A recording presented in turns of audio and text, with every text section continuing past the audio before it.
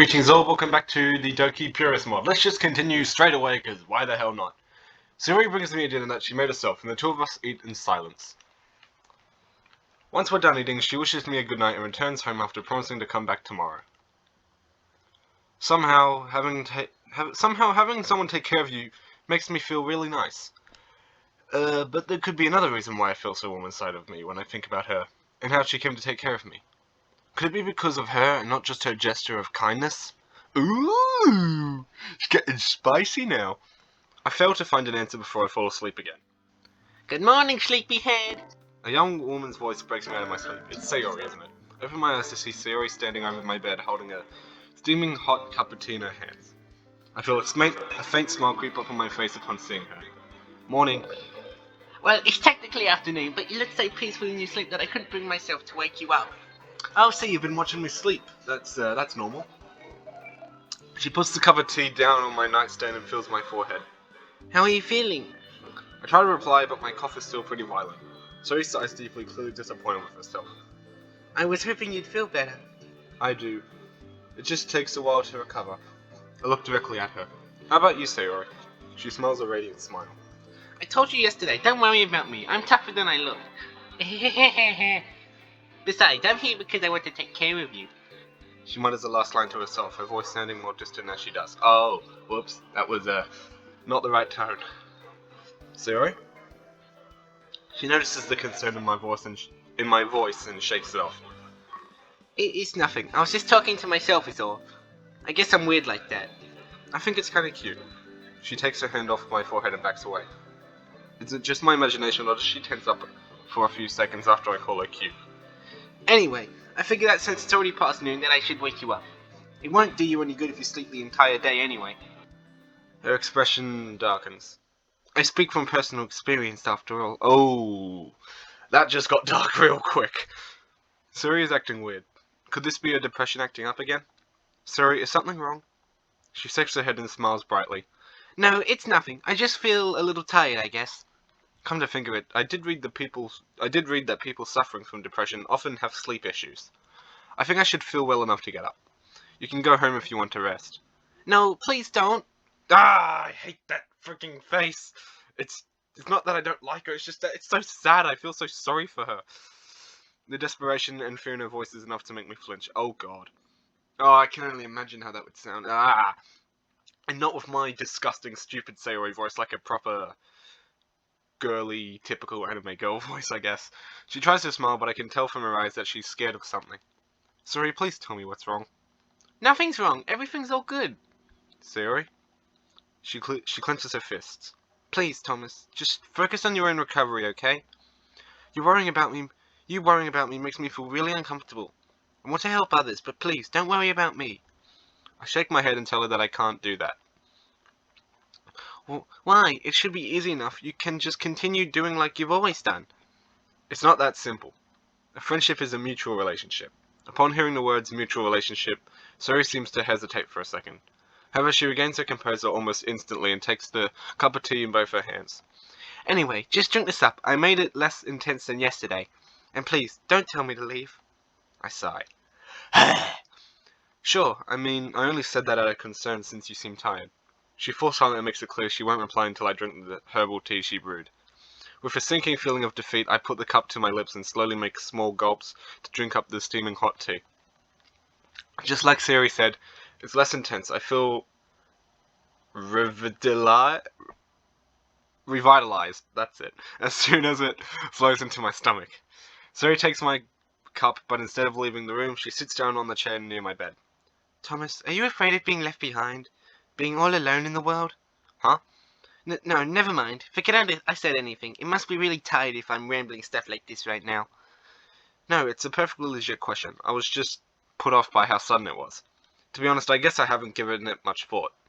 Sure, I would hate to be all alone in the world, but there's no reason for me to fear that since I have you as a friend. We'll always stick together since I know you're dependable. I don't know about that, but I guess you have no reason to fear being left behind. ... I gotta stop doing that ... It ruins moments. Sayori falls silent and turns her head away from me. It's clear that she's hiding something, but I can't imagine what.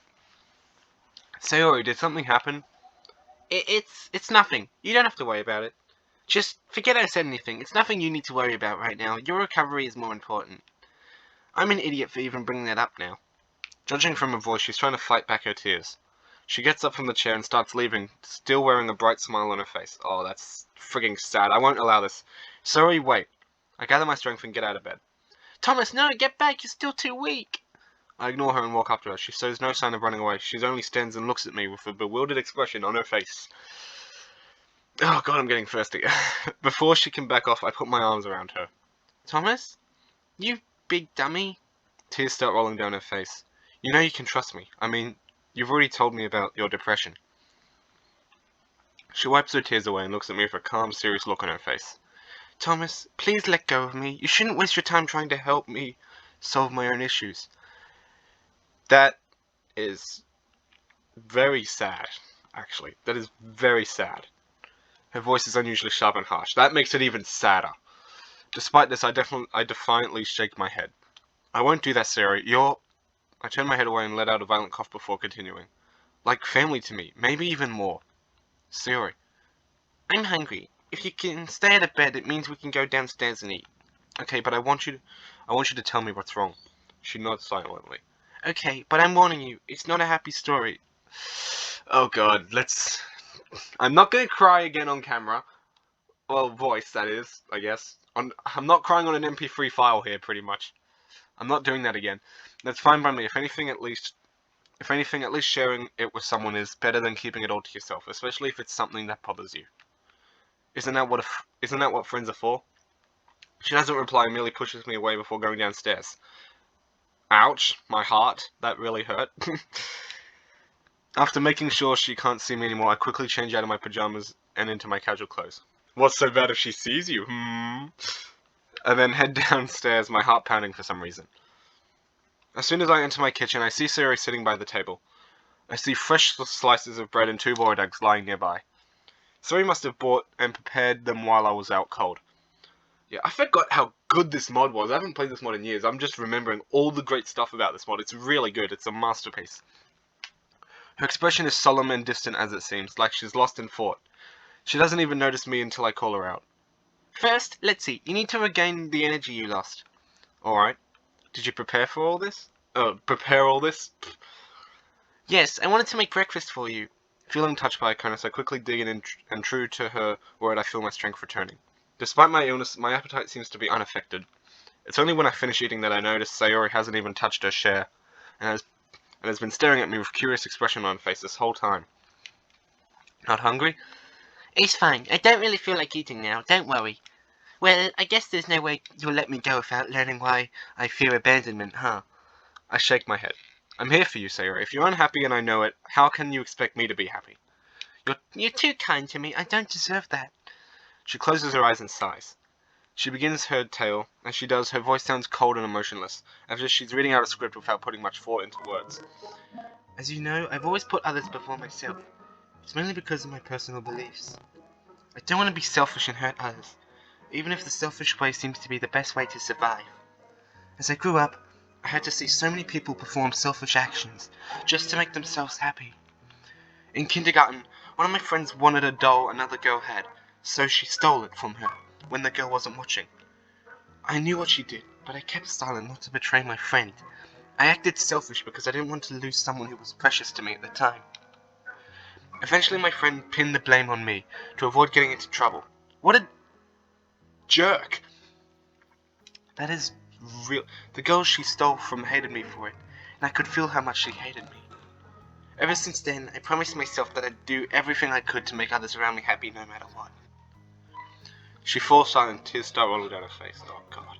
I try to get up, but she notices this and makes a gesture towards me that makes it clear that she wants me to stay.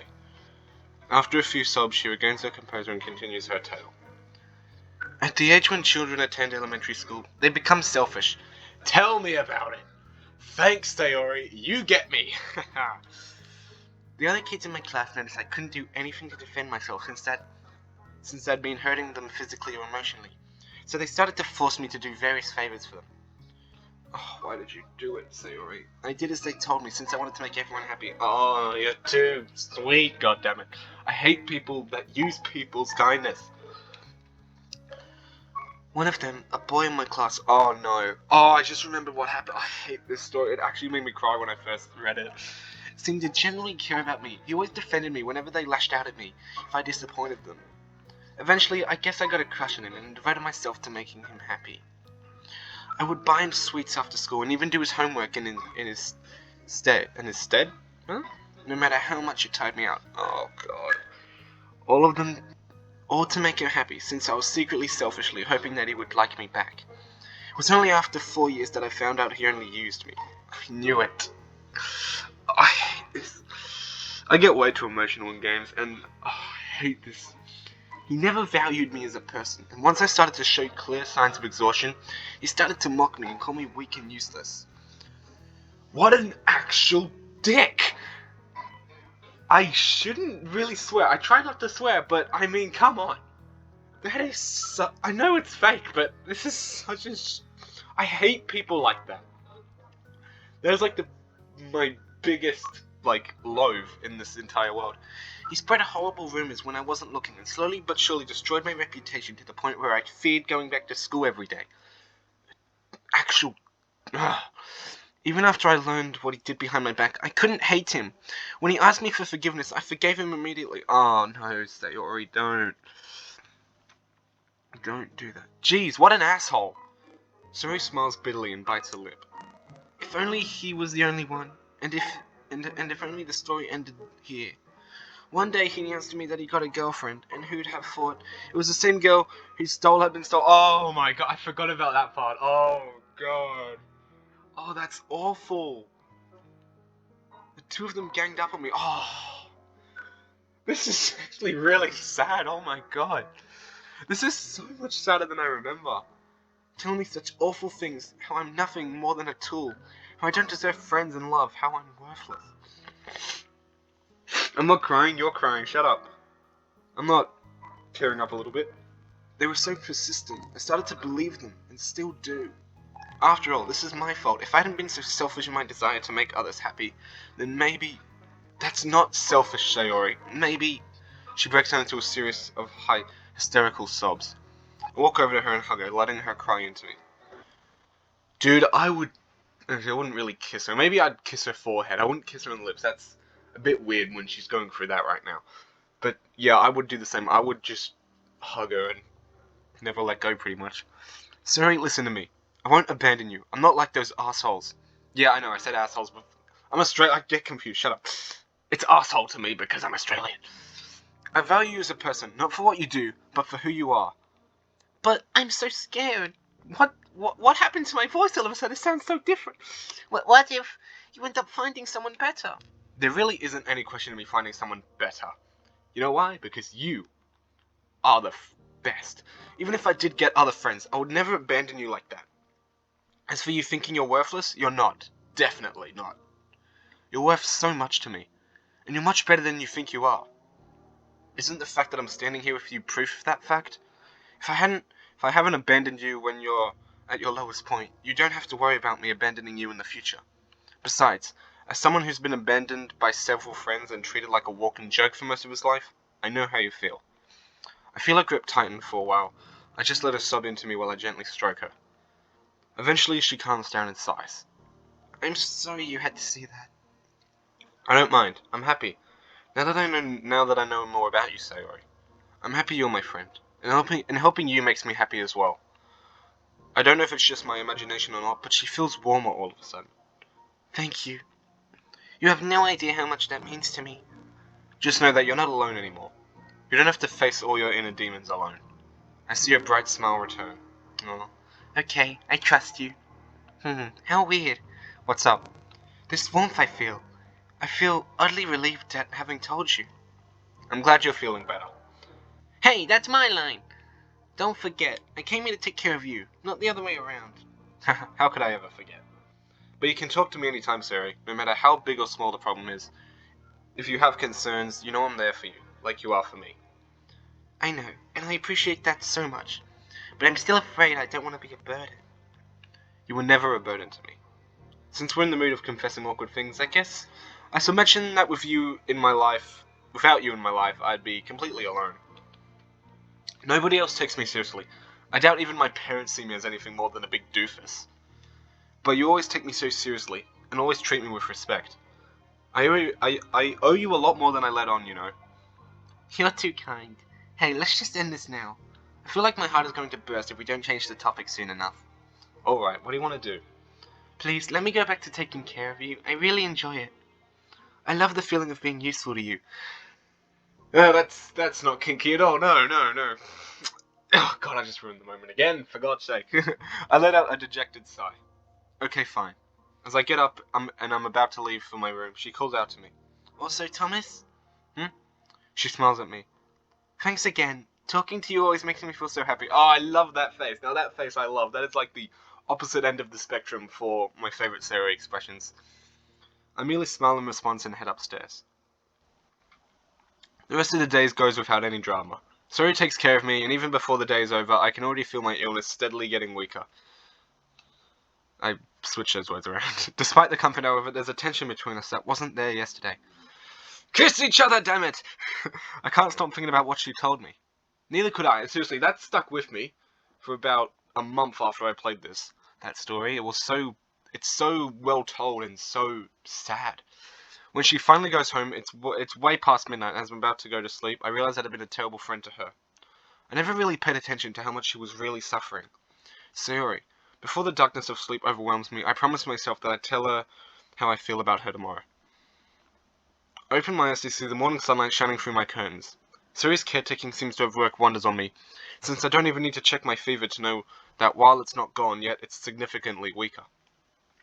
I slowly make my way out of bed. My legs feel weak, and I feel a little dizzy as I get dressed. I look at the time and figure out that Sayori will be arriving any minute now, so I decide to head downstairs and surprise her. Half an hour passes as I make breakfast and wait for Sayori. However, she doesn't show up. Oh god, don't be dead, please! Actually, I don't think that's the place, but I don't think that's what happens, but still, just don't do any self-harm, Sayori, please. I feel anxious as I look at the clock on the wall. She should have been here by now. We even made a promise. Did I push her too far? Did I scare her away with how suddenly I took an interest towards the situation? On the other hand, I know she's pretty clumsy and is prone to oversleeping. Maybe she's getting ready now. Despite my attempts to calm myself down, I can't shake off the feeling of anxiety that has appeared in my stomach. Appreciated? What the hell? Appeared in my stomach. Should I call her, or would that only make me seem clingy? As I mentally debate with myself, I hear a doorknob turn, but the door doesn't open. I look out through the window and see Sarah standing outside my doorway with a very conflicted look on her face. Why is she hesitating? Does she not want to see me anymore? She's fiddling with the key in her fingers, as if she's unsure whether or not it's right for her to open the door. Oh crap, I think I know what the problem is. She must have misinterpreted my words as if they were signs that I'm in love with her, and she clearly doesn't feel that way about me. I mean, why would she? And why does that line of thought hurt me so much? Could I actually be interested in her? No, that's not possible. I'd have noticed the signs over the course of the many years we've known each other. Besides, the risk would be too high. However, my thoughts get interrupted when she turns her eyes towards the window and sees me looking at her. Her eyes widen in fear. She backs off and runs away. Oh god. Oh no. The anxiety inside me takes over my logical thoughts. I grab my coat and rush after her without even locking the door. I run as fast as my weakened legs can take me, but it's not enough. Between my terrible stamina and Sayori being much faster than her looks would suggest, the distance between us only widens. At this rate, I'll lose her. I'm filled with fear-induced adrenaline, and at the thought of possibly losing my only friend without even knowing why I lost her, and start using whatever resources inside of me to run faster. As she reaches the middle of the road, Sayori hears my wheezing and turns her head and sees me running after her. Her eyes widen in shock. The gap between us closes until she's right in front of me. Why? I gasp and my eyes also widen. However, they don't widen from seeing Sayori stop, but from the large truck that's coming towards her at full speed. Shit! I shouldn't swear, but what? At this rate, even if it sees her and the driver pulls the brake, she wouldn't escape unscathed if she doesn't move out of the way right now. Sayori, look out! Gathering all the energy left in me, I pounce like a cougar and tackle her out the way. I use my own body as a cushion for her. The truck passes by, missing both of us by a few inches. Oh, sugar! Oh my... I completely forgot about that scene. Oh my god. That made my heart sink for a second. It actually made my heart sink.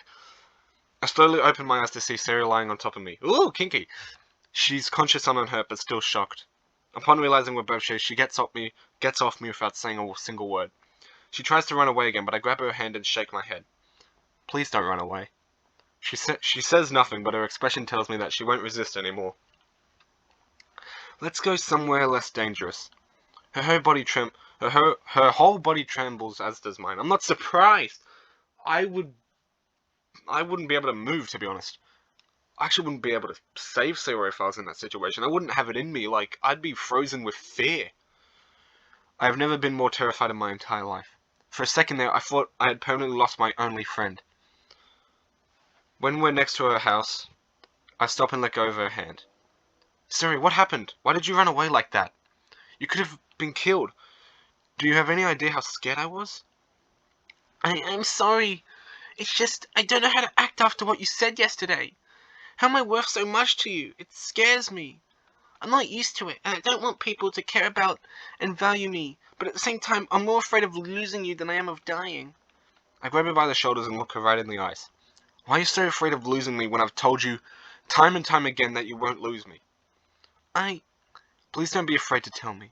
She clenches her fist and tears start rolling down her cheeks. Okay, fine. The thing is, for the longest time... Oh, here it is. I have had feelings for you, Thomas. I stare at her, stupefied. All I can do is blink. That's why I came over yesterday. I wanted to see you and take care of you. I didn't really do it for you. It was selfish, and I did it to... You feel... What? I never knew nothing could ever have prepared me for this. I'm sorry, I'll just leave. I'll promise you'll never see me again. You're too good for me. I've always felt this way about you to some extent, ever since you repaired my stuffed toy when we were kids. When you were the only kid in the whole school who was nice to me. But for the last few weeks, my feelings for you have gotten even stronger than they were before. Sayori. That's why I asked you to join the literature club. I wanted a reason to spend more time with you. But then, I started to worry. I knew I'm not good enough. And besides, there are so many girls in the literature club, and all of them are better than me. Yeah, that's not true at all. Also, I completely forgot about the literature club. I was so invested in this story. I forgot it was Doki Doki. Please, just forget I said anything. I don't want to lose you. If I can't be with you in a romantic way, at least I don't want to lose you as a friend. That's adorable. I pull her into a hug. Sayori, I've never felt happier. I feel the same way about you. What? Seriously? I nod. It's hard to describe, but lately she's become more and more important to me. When she said she had feelings for me, it made me feel happier than normal. I look her in the eyes, and I've made up my mind about this. Whatever happens, happens. Sayori, you've always been special to me, but lately I think I've started to notice that my feelings for you go beyond regular friendship. Thomas, Will you please go out with me? Sayori gasps and stares at me, dumbfounded. Sayori? I'd love to, but... Are you sure you want this? I mean, I don't want you to do something you'll regret. Oh, it's the hug. I love that. The MC actually looks like me. That's perfect. That's like my hair right now. That's what it looks like. Heh. To prove how I feel, I pull her into a deep hug. She returns it and holds me so tight that it almost hurts a little. She's clearly afraid to let go of me, just like I'm scared to let go of her. I feel her tears run down my neck, and I stroke her back, letting her cry all her anxiety out. Before I know it, I feel my own eyes getting watery. Believe me, I want this. I think I've always felt this way too. I was just too dense to realize it. Sayori, I failed to finish my sentence before I, too, break down sobbing. And so the two of us suddenly hold each other. The only sound that escapes from us both is our muffled sobs and frantic breathing. As I pull her closer, I can practically feel how fast her heart is beating. Both of us are trembling from fear and anticipation. Come to think of it, how did I not notice the signs until now? Sayori made me feel something completely different from what anyone else made me feel. I'd always written it off as friendship, but it seems I was underestimating my feelings. No, not underestimating, I misunderstood them completely. The shock of what just nearly happened was what finally made me realize what I really feel towards her. This is too much for me to handle. I'm both happy and scared. I'm sorry. Don't apologize. It's weird to explain, but I'm happy because I'm so scared. I think I'm scared of love. Same here. Zoe, I'll ask you this. Will you be my girlfriend? Zoe looks up at me with teary eyes. I want to, but I can't. Not with how I feel about myself. If I don't love myself, how can I ever expect any relationship to end well? Even so, I don't want this moment to end. An idea suddenly forms in my head. How about this then? Why don't we try to be in an informal relationship? Informal relationship? I nodded, smile. I mean, we try to be in a relationship and are more than just friends, but progress slower than normal. We can do it at a pace we're both comfortable with. Now that I know, I don't think I want to forget. Me neither. But please, I hope you know what you're getting into. I mean, I'm really high maintenance, so to speak. That's what I frigging love about Sayori, actually. That's like what made me fall for her a little bit. Not the only reason. I'm not that shallow, but yeah, as am I. But honestly, I don't mind if it's you. I don't mind. I stroke her cheek and wipe her tears away. Call me weird, but I enjoy being able to help you. If I can make you smile, I'll be happy to maintain when needed. Wow. I don't know what this feeling is. Her tears start trickling down her face again, but this time she smiles. I've never been happier. Aww. I love you, Thomas. Hearing those words escape her mouth, directed at me, makes me feel a warm, fuzzy feeling inside. My whole body is heating up. I press her closer to me. Holding her like this feels so good. I love you too, Sayori. Give me a minute, I'm gonna get a drink, because, God, this is tight. It's only gonna... So... And I won't let you down, no matter how rough the ride gets. Sayori says nothing and merely cries in silence. Once she's done crying, she raises her hand and looks me in the eyes. Oh, she's close all of a sudden. I see her close her eyes and move her face closer to mine. I close my eyes and meet her halfway, feeling her lips on mine. And you know what? That's a good time to end this one, because, boy, this is a great mod. Absolutely love it. And I'm going to end this one here, so I'll let my outro do the talking.